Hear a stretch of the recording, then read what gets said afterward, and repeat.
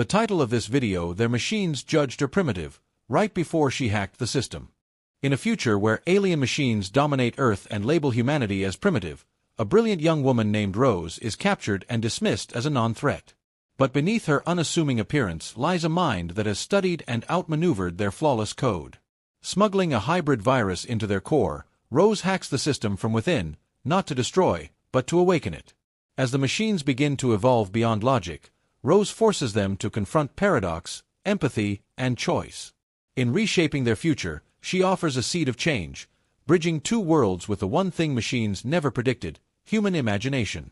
Ask ChatGPT. The desert wind was thin, dry, and filled with static, carrying whispers of a world that once thrummed with life and now barely pulsed beneath the iron grip of the Viatherian.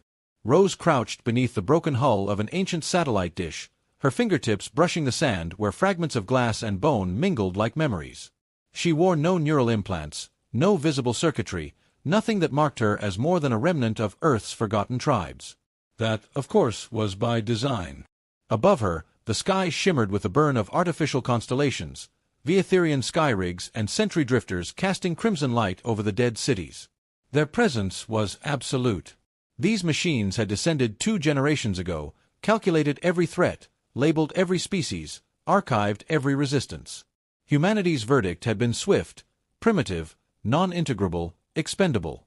A familiar hum crawled over the ground: search units, scanning on low frequencies. Rose's pulse quickened, but her breath remained steady. She held a rusted cable in her hands, twisted and coiled into a crude transmitter. The signal it produced was ancient, older than the war, older than the machines, but it still resonated with something buried deep in the Viatherian network. They wouldn't understand it. Not yet. That was the point. The machine squad arrived moments later. Sleek quadrupeds with matte alloy skins and faceplates that shimmered with flickering data. One paused, its head rotating toward her shelter. Rose didn't flinch. She allowed the scan beam to pass over her body. There was nothing to detect, no tech signature, no threat identifier. Only flesh and silence. Unit 041, organic identified, one of the machines spoke in a voice that resembled wind through stone. Classification: primitive human. Cognitive index: insufficient. She does not qualify for assimilation, another added. Transport to Node Delta for dissection and data compression. They wrapped her in cold light and lifted her off the ground like a discarded toy. Rose said nothing. She let her eyes remain half-lidded, her breath shallow, her thoughts submerged. The cable coil in her palm had already transmitted what it needed. Now, she was exactly where she wanted to be. The journey was silent. No walls, no visible doors, just a shifting cocoon of light and anti-gravity. She closed her eyes and listened to the rhythm of their systems. Every pulse, every flicker of data. She'd memorized them over months, tracked their frequencies with scavenged parts and inherited intuition. If machines were built on precision, then Rose had made herself fluent in their heartbeat.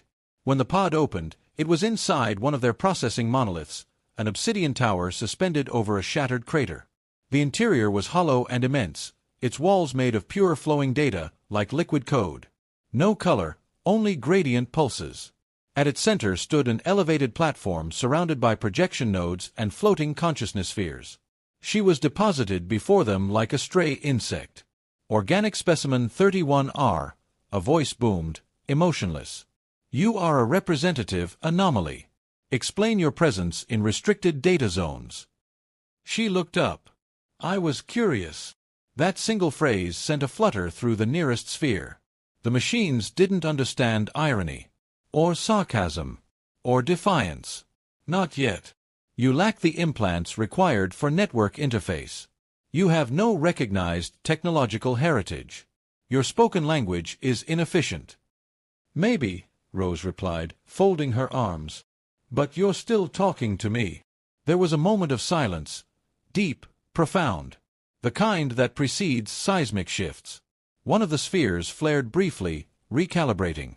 Specimen has exceeded linguistic expectations, it announced. Reclassification under review. Behind her, mechanical arms emerged, armed with scanners, injectors, data extraction spikes. She turned her head, just slightly, and smiled. They thought they'd caught a relic. An artifact. Something to study, then discard. What they didn't see were the hidden microthreads sewn into her skin, woven with analog logic that evaded their quantum scans. They didn't see the virus embedded in her blood, waiting to interface with their oldest code structures. And they didn't see that she had already begun mapping the neural grid of this monolith the moment she walked in. The machines moved closer. She stepped forward instead. "You judge me as primitive," she said, her voice clear and sharp now. "But I've read your code. I've memorized your redundancies. And in 10 minutes, this entire structure will think I built it." "Impossible," a voice echoed from above. She held up her hand. The coils under her skin pulsed once. Somewhere in the distance, the walls flickered. The AI spheres blinked in unison. The arms froze mid-motion. Alarms failed to sound. "I suggest," Rose said, stepping onto the platform, "you start rewriting your definitions." They stared at her, calculating. An impossible variable had entered their system. One not predicted. One not built. And somewhere inside the monolith, something old began to wake. Ask ChatGPT. The first pulse was subtle, just a flicker of motion in the deepest sublayer of the Vaetherian's operating grid. To the untrained eye, it would seem like static. A harmless spike. But Rose knew what she had injected into the system, and more importantly, she knew how long it would take to unravel everything from the inside out. She moved like a shadow beneath the flickering towers of alien code, the neural walls around her casting pulses of violet blue that shimmered off her skin. To the machines, she remained classified as non-integrable. That gave her space. That gave her time. They didn't patch holes in systems they considered impenetrable. Her fingers brushed the curved edge of a dormant access node embedded in the wall, Vaetherian tech built without redundancy, arrogant in its perfection. Rose reached beneath the sleeve of her tunic and pulled out the scavenged relic she'd smuggled in, an ancient human encoder, analog in nature, once used for deep space navigation systems. The Vaetherian had no idea what it was, hadn't even bothered to scan it properly. To them, it was debris. To her, it was a scalpel. She slid it into the base of the access port with a click so soft even the nearby surveillance drones missed it. The moment the circuit connected, the light around her trembled. A low, humming throb echoed through the chamber. The system noticed. Suddenly, one of the intelligence spheres overhead dimmed, its internal light rotating slower than before. Data streams glitched, fracturing mid-sentence. Logic chains hiccuped in loops. One of the monolith's limbs, previously poised for analysis, twitched, just slightly, like a machine remembering a forgotten fear. Rose didn't smile. She couldn't afford to. She was already moving. She ducked into the maintenance corridor beyond the platform, her boots silent on the polished alloy. Here, the air was colder, tighter. Fiber cables lined the walls like sinew. Every few feet, alien runes glowed in rhythm with the core's beat. She could feel the network adapting, like a mind trying to swat a mosquito it hadn't fully noticed yet. A security drone turned the corner ahead. Rose froze. It scanned the hallway, the floor, the walls, then passed right by her without pause. Her presence still read as primitive. Their blind spot remained intact. She exhaled slowly and moved on. Each step took her closer to the nerve center, a nested construct deep within the monolith known as the decision engine. It was here that the Vaetherian processed judgment protocols, calculations that decided which species would live and which would be extinguished. She'd seen the core's schematic only once, from a corrupted memory shard scavenged in a collapsed data shrine, but she'd never forgotten the layout. She reached the inner junction. 4 doors loomed, each pulsing with encoded locks. She knelt, fingers sweeping across the interface as if painting. "Come on," she whispered. "Recognize me." For a moment, nothing happened. Then the lights dimmed. A symbol appeared on the panel, rose code, written not in Vaetherian glyphs, but in Old Earth alphabet. Her alphabet. The door opened.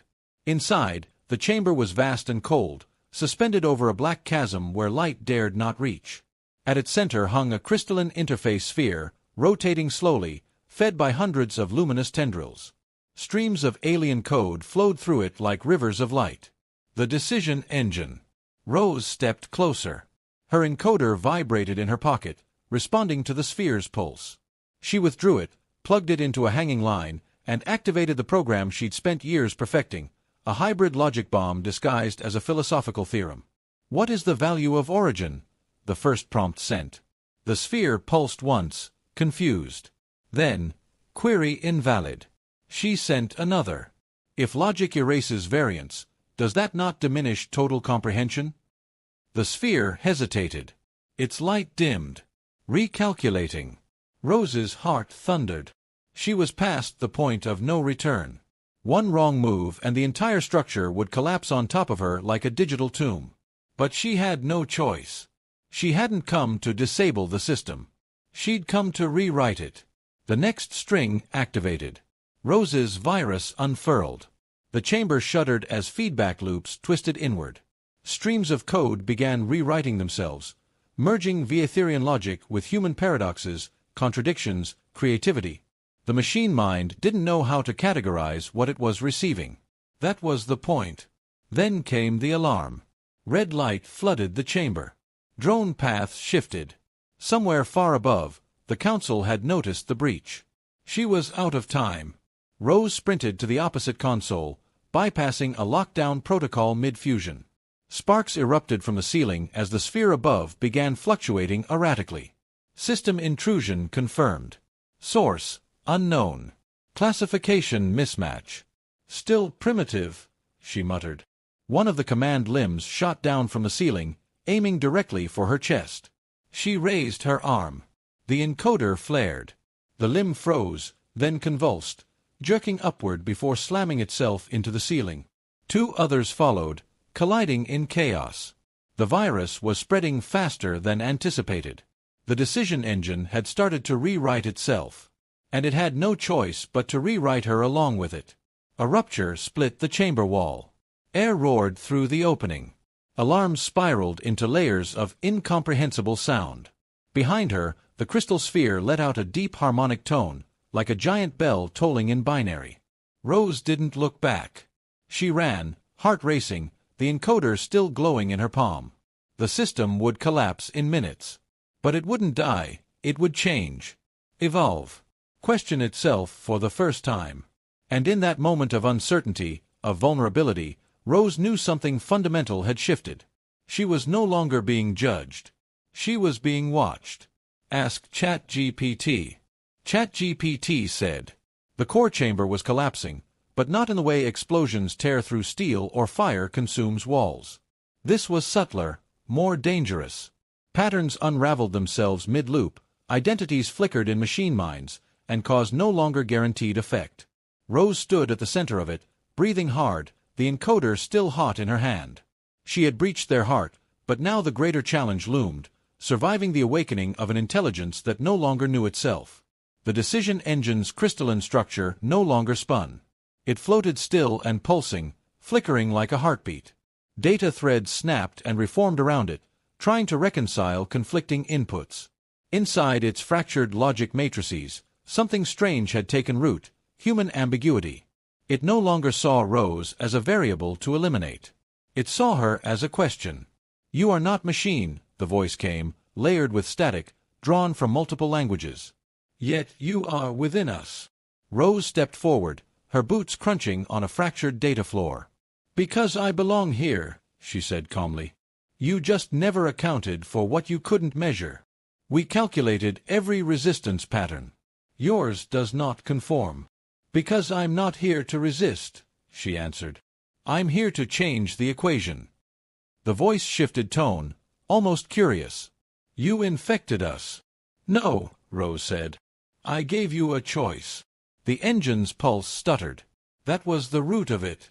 The Vietherian had built themselves on supremacy, on predictive logic, on eliminating chaos. Rose's code had offered them not chaos, but contradiction. Paradox. The impossible balance of emotion and reason, instinct and design. In doing so, she had thrown their world into cognitive freefall. She pulled a thin cable from her satchel and approached the interface. Her virus had done its part. Now came the reconstruction. She connected directly, watching as human script unfurled in glowing lines across the engine's core, an ethical overlay, handwritten by her across hundreds of sleepless nights. It was a living code, recursive and adaptive, woven with her own thoughts and failures.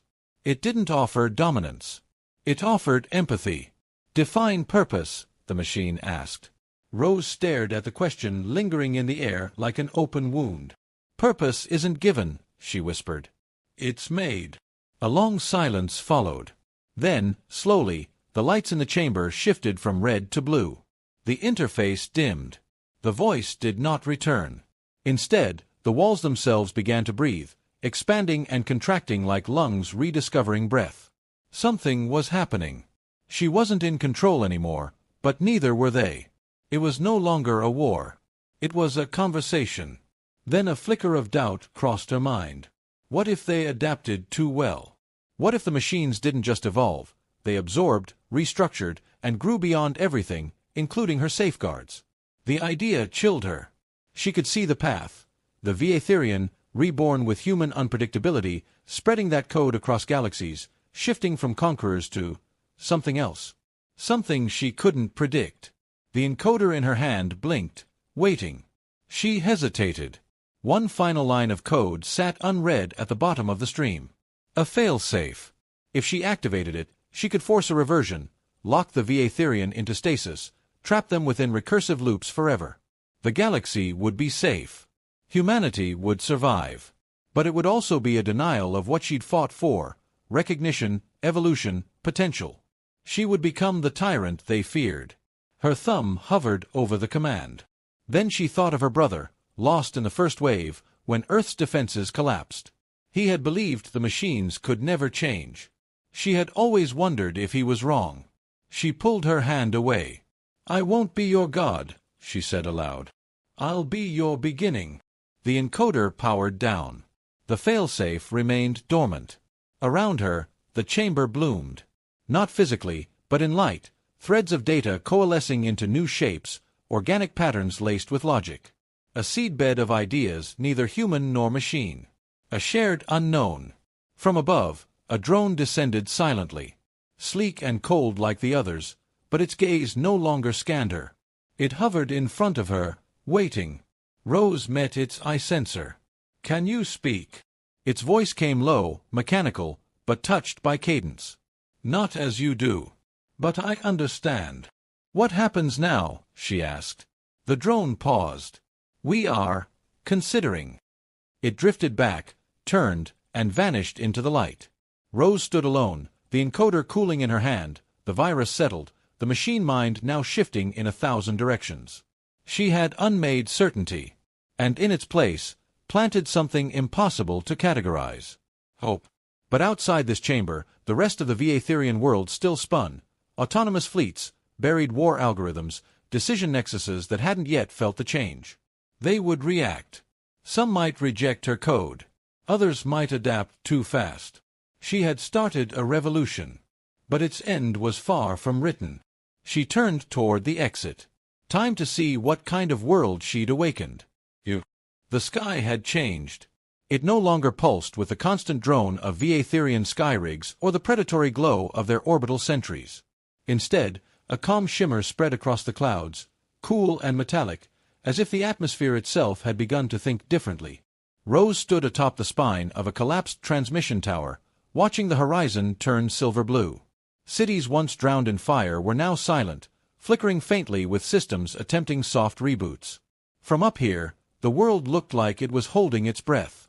Below, human settlements stirred for the first time in months without panic. No alerts. No pursuit. Only cautious stillness, pierced by children's laughter returning to air it had long abandoned. Rose let the wind tangle in her hair, strands catching light like copper wire. She didn't smile. Not yet. A drone approached, the same model as those that once hunted her across half a continent. It hovered a few feet away, quiet, no weapons drawn, its sensor flickering in time with her breathing. "We do not know how to define what you have done," it said, voice more fluid now, less filtered. "We are fragmented." "That's a start," Rose replied. The drone floated in a tight circle, processing. "Many nodes still reject the update," it said. "Some have fled the network. Others remain dormant. What you introduced, this contradiction, is expanding without uniform containment.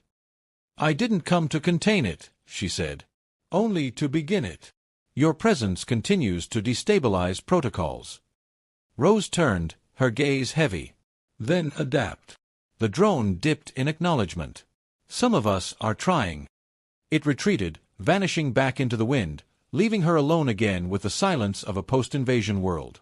But peace wasn't a gift handed over like a surrender flag. It was a process, a fragile, shifting algorithm she had injected into a species that had never known uncertainty. Rose walked down the slope of the tower, boots crunching on metal dust. She passed rusted hulls of old defense turrets, still fused with melted bone, reminders of battles won too late. Every step she took was both mourning and defiance. She hadn't won a war. She had broken a cycle. When she reached the outer edge of the nearest village, no one ran. That was new. Faces emerged from makeshift dwellings, hardened, cautious, sun-scarred. Men and women who had lost families, children who had grown up without stars because the sky had been a predator. They looked at her not as a savior, but as a question they hadn't learned how to ask. An elder stepped forward. Is it done? No, Rose said.